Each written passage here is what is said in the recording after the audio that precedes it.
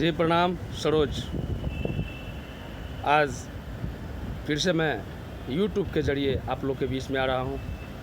आज का मुद्दा है कि भारत के अंदर जो विधायक, सांसद, राज्यसभा सांसद, मुखिया यानी कि जनप्रतिनिधि जितने भी हैं, उन लोगों के बारे में आप लोगों के बीच में कुछ कहना चाहूँगा। आज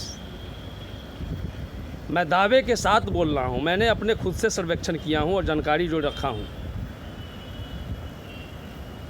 90% लोग यानी कि 90% विधायक और सांसद की ये सोच हो चुकी हुई है कि विधायक जी बनना है, सांसद महोदय बनना है और बनने के बाद 5 पीढ़ी का धन संपत्ति बना लेना है। 10% ही ऐसे विधायक और सांसद लोग हैं जो आवाम के लिए सोचते हैं और जनता के लिए सोचने का काम करते हैं। मैं पूछना चाहता हूं उन सांसद महोदय, विधायक महोदय जी से कि जब चुनाव का समय आएगा तो चुनाव से ठीक 1 महीना पहले आप लोगों के बीच में आएगा और झूठा वादा देकर, उनको अगर विधानसभा का भी कुछ नॉलेज नहीं है तो आप लोग के बीच में झूठा वादा देकर झूठा बात को परोसेगा और आप लोग को ठगने का काम करेगा। मालिकों, किसी के बहकावे में मत आना, क्योंकि मैं बता देना चाहता हूं, आपका पड़ोसी मुल्क आपसे ज़्यादा ताकतवर और मजबूत बन के उभर गया हुआ है। आपके पास रॉ मटेरियल है लेकिन आपके पास पैसा नहीं है, क्योंकि सिर्फ ये 80% लोग जो सत्ता में बैठे हुए हैं, सांसद विधायक 80%, उनकी जमात एक हो चुकी है और हमें फोड़ने का काम किया जा रहा है। भारत जो आर्यावर्त बना जाता था, सोने की चिड़िया माना जाता था, आज चंद गद्दारों के कारण ये भारत को कमज़ोर करने का काम किया है। तो सत्ता में बैठे हुए लोग, मैं पूछना चाहता हूं सत्ता पे बैठे प्रधानमंत्री महोदय जी से कि आप अगर बूढ़े हो गए हो, आपको अगर राज चलाने की नॉलेज नहीं है, अनुभव नहीं है, आप जो बोलते हो माताओं बहनों, ये माता बहनों को रिझाने का काम आप मत करो। बहुत हो गई जुमलेबाजी। मैं तो सोचता था कि आपकी जो बात है उसमें दम है। मैंने भी आप पे बिलीव किया था, लेकिन आपने सब विश्वास को तोड़ने का काम किया और आप पूरे भारत के एक गार्जियन थे। गार्जियन जो होते हैं वो पूरे परिवार के संचालन करता होते हैं। आपने ऐसा करने का काम नहीं किया, क्योंकि आपके पास अगर बुद्धि विवेक होती तो लॉकडाउन जिस समय लगाया, उस लॉकडाउन के समय इंडिया के अंदर में 40% ऐसा व्यवसाय है जो घर में बैठकर 2 से 4 आदमी उस रोजगार को करता है और उससे परिवार चलाता है। लॉकडाउन में घर में भी बैठ के तो काम किया जा सकता था, आपने उस काम को भी बंद कर दिया। ऐसे बेवकूफ़ इंडिया के अंदर में लोग बन रहे हैं। क्यों बन सकते हैं और पड़ोसी मुल्क मजबूत हो सकता है? क्योंकि ये पूरा भारतवर्ष में जितने भी हम लोग हैं, हम लोगों को बेवकूफ़ बनाया जाता है, क्योंकि हम लोग बेवकूफ़ बनते हैं, इसीलिए हमें बेवकूफ़ बनाया जाता है। और हमें बार बार बेवकूफ़ बनाने का जो काम वो लोग करते हैं, वो उनकी साजिश हमेशा सही हो जाती है। आखिर क्यों ऐसा हो रहा है भाई?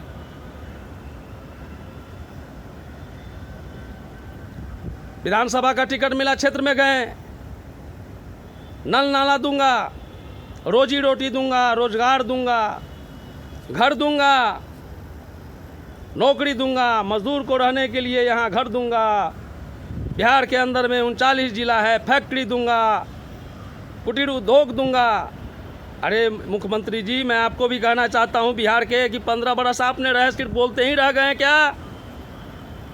मैं दावे के साथ बोल रहा हूँ कि बिहार में कहीं कोई विकास नहीं है। बिहार ही नहीं, पूरे भारत की बात मैं बता रहा हूँ कि ये भारत चंद पैसों वाले और बड़े जो सत्ता में बैठे जो नेताएं लोग हैं, उनकी गुलाम बन के रह चुकी है, सिर्फ अपनी माल पुत्ती बनाने के चक्कर में।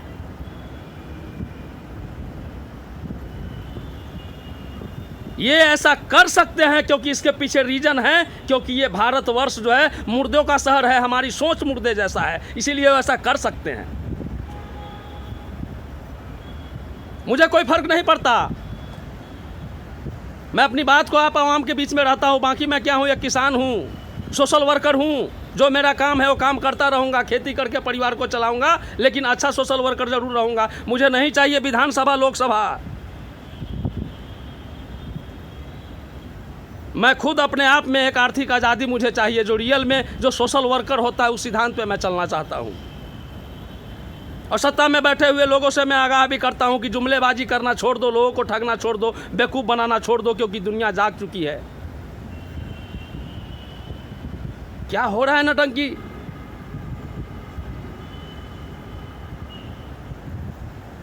बहुत ही जल्द मैं मेमोरेंडम देने वाला हूं भारत के कौन कौन, मैं एक लिस्ट तैयार कर रहा हूं, जिस लिस्ट में भारत में मैं कहां तक घूमा हूं, कहां क्या काम हुआ है उसके विषय में मुझे जानकारी है। बिहार में तो कुछ हुआ ही नहीं है। विधायक साहब का फ्लैट में टाइल्स लगना चाहिए, विधायक साहब का गाड़ी एसी होना चाहिए। हाँ, ये है बाबा साहब का नियम। बाबा साहब ने विधायक बनाया, जनप्रतिनिधि बनाया, सांसद बनाया, प्रशासन महोदय को बनाया। क्यों? जनता की सेवा करेगा, जनता को देखेगा।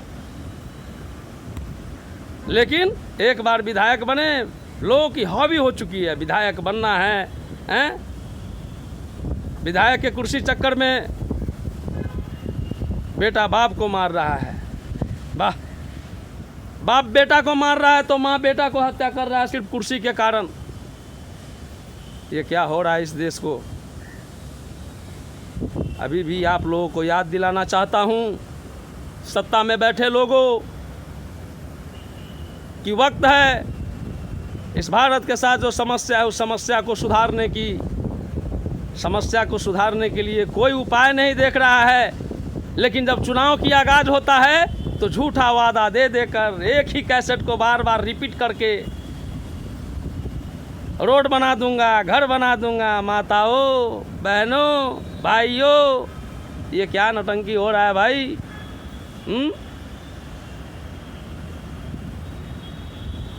हमारी मासूम बहन जो पढ़ने में तेज है लेकिन उसे आगे स्कूल तक नहीं जाने दिया जाता है क्योंकि उसके पास पैसा नहीं है, उसका एडमिशन नहीं होना चाहिए। किसी विधायक जी की बेटी अगर पढ़ने जाए स्कूल में तो उसके लिए समुचित व्यवस्था होगा। परम आदरणीय रामविलास पासवान जी इंतकाल कर गए। वो बार बार कहते थे, लेकिन वो कथनी करते थे लेकिन करनी नहीं था। मैंने लोजपा को देखा, लोजपा की पहला स्टेटमेंट आता था, मैं उस घर में दिया जलाने चला हूँ जहाँ सदियों से अंधेरा हो। वाह, घर को तो अंधेरा खत्म करने चले थे, लेकिन आपका मैंने देखा कि पटना में व्हाइट हाउस मैंने देखा तो दंग हो गया। वाह, ये है राजनीतिक। नेता महोदय जी, कथनी और करनी सेम होनी चाहिए। चिराग पासवान जी मुंबई आए, फिल्म बना लिए, एक्टिंग सीख लिए, पब्लिक बीच में जाके एक्टिंग कर दिए, इससे काम नहीं चलेगा। कथनी और करनी सेम होनी चाहिए। जितने भी सत्ता में बैठे हुए लोग हैं सबको मैं हिदायत दे रहा हूँ। मैं किसी को कोई गलत शिकायत नहीं कर रहा हूँ या गलत र्यूमर नहीं कर रहा हूँ जो मुझे डर है। मैं वोट का मालिक हूँ, वोट देने की अधिकार है, उस नाते मैं बोल रहा हूँ और एक सोशल वर्कर हूँ। ये ज़रूरी नहीं है कि सांसद और विधायक बन के ही जनता की सेवा किया जाता है। लात मारता हूँ वैसे पोस्ट सब पर मैं, बगैर पोस्ट का भी जैसे जनता का सेवा कर सकता हूँ। महात्मा गांधी को कौन सा पोस्ट था, चंद्रशेखर आज़ाद को कौन सा पोस्ट था, जयप्रकाश नारायण को कौन सा पोस्ट था। आप जैसे लोग इस देश को जो खराब माहौल बना रहे हैं, सत्ता में जितने भी बैठे, मैं सबको बात बोल रहा हूँ, सब लोग एकजुट नहीं हो सकते हैं। पब्लिक को मंच से विरोध करते हैं, पब्लिक को मंच से एक दूसरे पार्टी को लड़ाने का काम करते हैं, और जब निजी बात होती है तो सब नेता एक हो जाते हो और पूरे इंडिया की पब्लिक को बेवकूफ़ बनाते हो। बेवकूफ़ बनाना छोड़ दो और अभी भी वक्त है, सुधर जाओ। अभी भी वक्त है, सुधर जाओ। अगर नहीं सुधरे तो इसका अंजाम बहुत बुरा होने वाला है। मैं अपने लिए नहीं, पूरे देश हित के लिए मैं बोल रहा हूँ। इतना ही कहकर मैं अपनी बात को ख़त्म करता हूँ। जय हिंद, जय भारत, जय जवान, जय किसान। और साथ ही एक नसीहत देना चाहता हूँ, हमारे भारत में जितने भी हमारे युवा छात्र हैं, मजदूर हैं, जितने भी हमारे बहन छात्रा हैं, जितने भी हमारे किसान भाई हैं, सारे लोग एक हो जाए, जातिवाद को छोड़कर एक हो जाए और अपने आप में सोचें और बोलें। जहाँ समाज में अगर कोई प्रशासन गलती कर रहा हो या मुखिया कुछ, तो उसको डायरेक्टली कहें कि मैं घूस नहीं दूंगा, आप मेरा काम करो। मेरा जो बोलने वाला आदमी है उसका काम दे दिया, लोग चंद प्रलोभन पे जैसे उसको कुछ दे दिया, वो आदमी चुप हो गया। वो हमें तोड़ सकते हैं, क्योंकि मेन कारण है कि माताओं बहनों इसी बात पे हम रिझ जाते हैं और हम गुमनामी के गलियों में खो जाते हैं और अपने भाई अपने अस्तित्व को भूल जाते हैं और अपनी मातृभूमि को हम रक्षा नहीं कर पाते हैं। जय भारत।